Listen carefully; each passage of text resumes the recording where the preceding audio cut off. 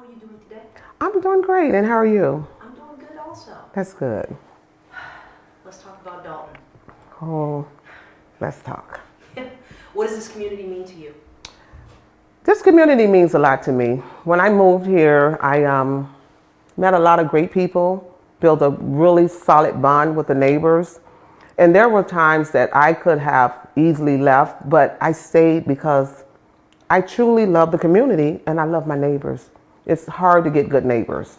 And when you got neighbors that's like family, it's priceless.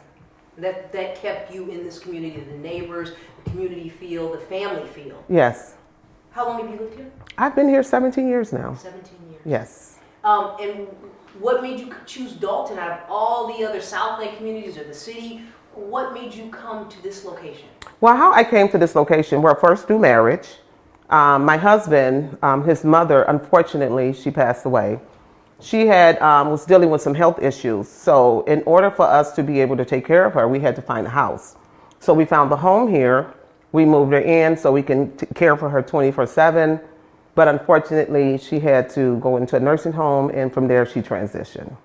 So we end up keeping the house. Yeah.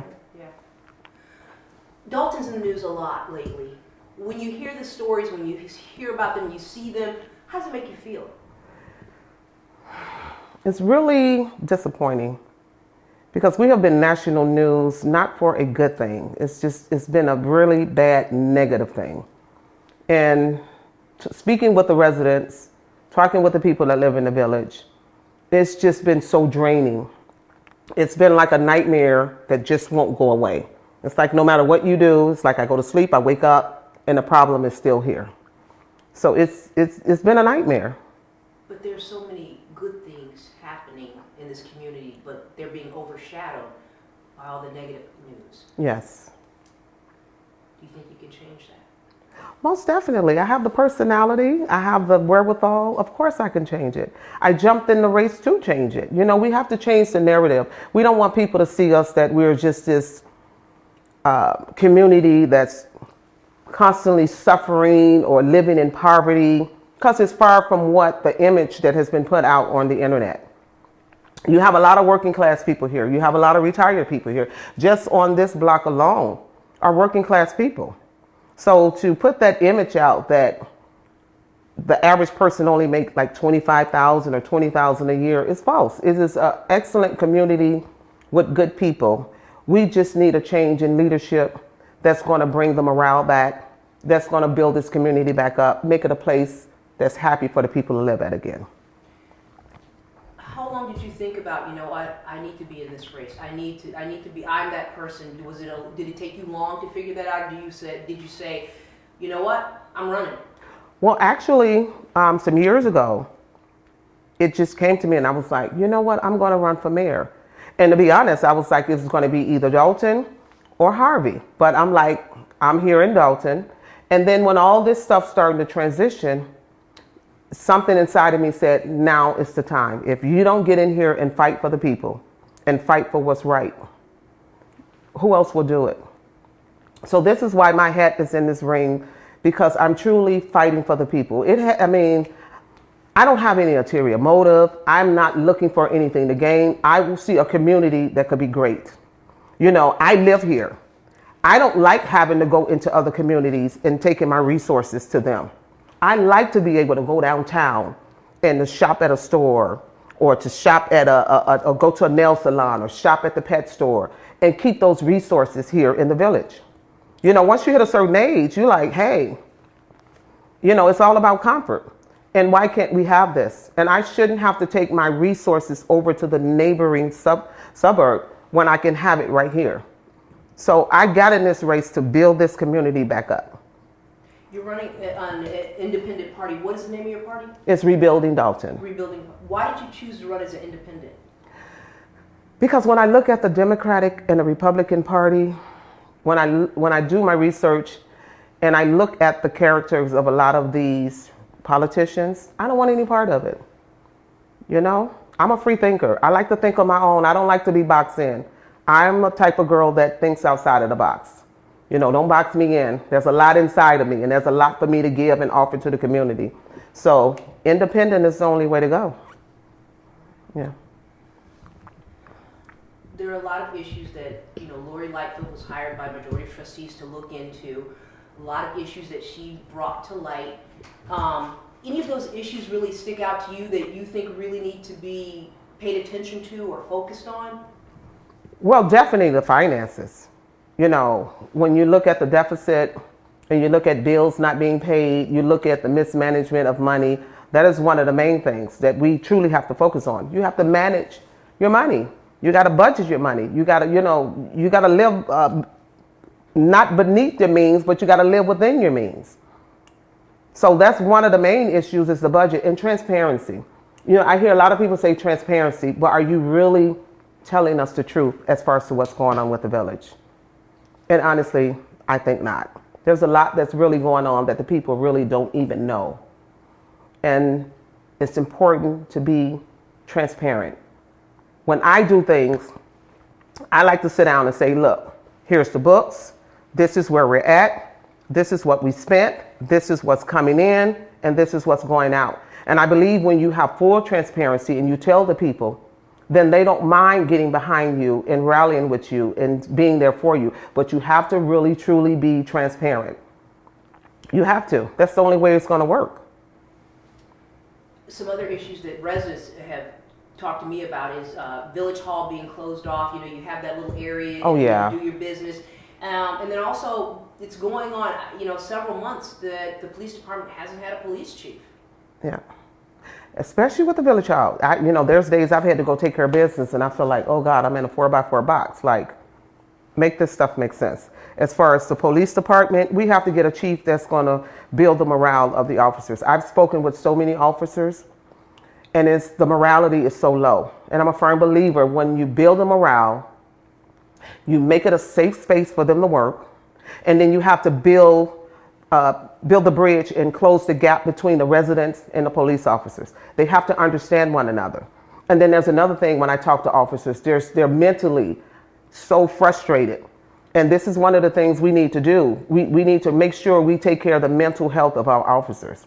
Because a lot of them are stressed. And I am a police officer's mother. So I understand it. And with my daughter, I have her once a month. We have a mental check.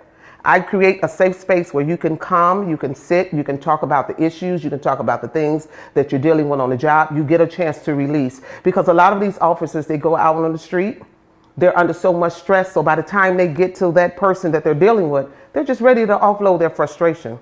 So we have to make sure we keep the mental health of our officers up to par.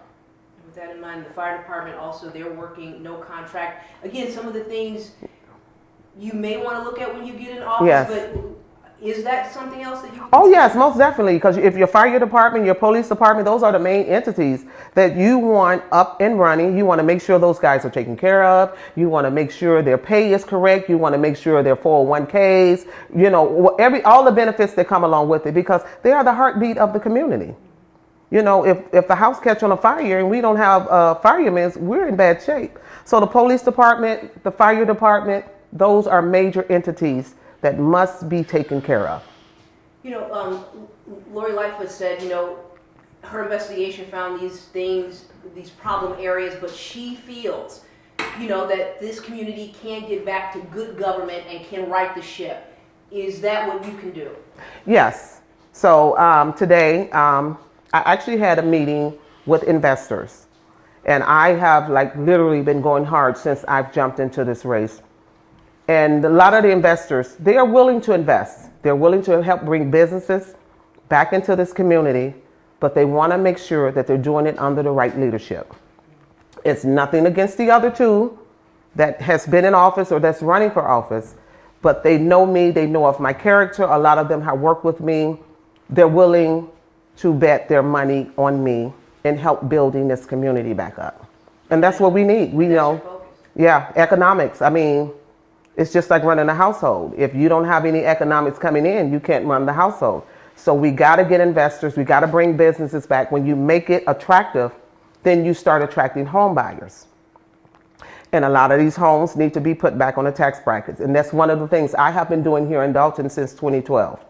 I have been making sure that every house possible, if I can help it, get it rehab, get it sold, get it back on the tax bracket. Because the more homeowners we have, it eases the load for everyone. It does, but property taxes have increased in this community and all Yeah. throughout the Southland, and I would think something needs to be addressed there too, because a lot of people can't afford their homes. Yes, well, I actually, a week ago, talked with the Cook County assessor concerning the taxes. Like, you got to explain to me, why are you just raising taxes? Like, what is the point of just sitting down saying, okay, we're going to raise taxes? Do you guys take the time out to actually come out and assess the homes? Or you just sit behind a desk and just raise the prices? So yes, something definitely has to be done about that.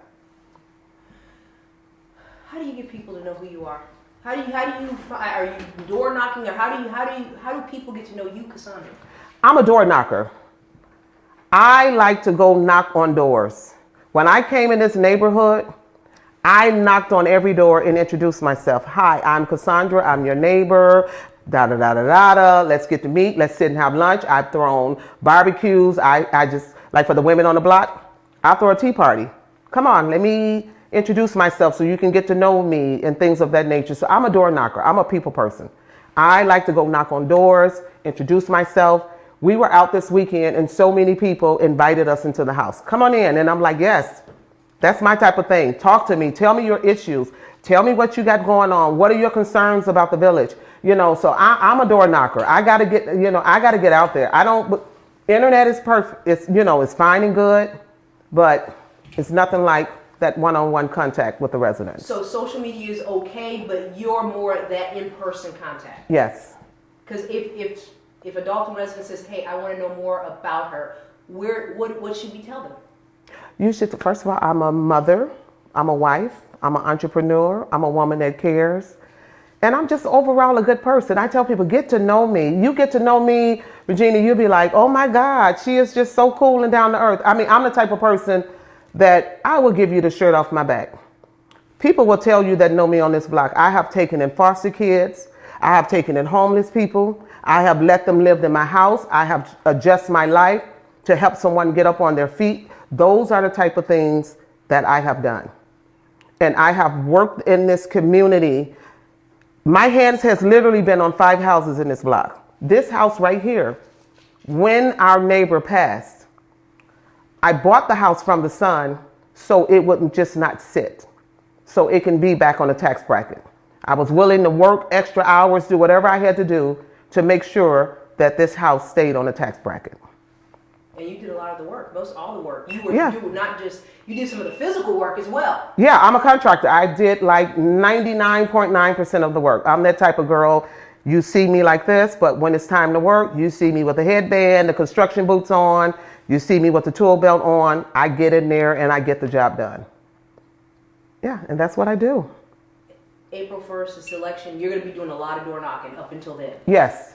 Every weekend throughout the week, I'm out. I know Dolton is kind of divided up in like 4 zones. And each zone, each weekend, I'm going out, knocking on doors, passing out flyers, addressing the issues of the people. And I want people to feel safe. I want you to get to know me. Forget about what you hear on social media. Forget about what you see on the internet. Get to know me for who I am. Sit down and have a conversation with me. I'm an open book. I have nothing to hide. Yeah, I'm an open book. My next question, I have to ask you this. The meetings can be a bit wild sometimes. Do you go to the meetings? If so, why or why not? I go to the meetings, but I'm the type of person, I like to be productive. I don't like my time wasted. Because one thing about time, and I'm getting older, you got to maximize every moment.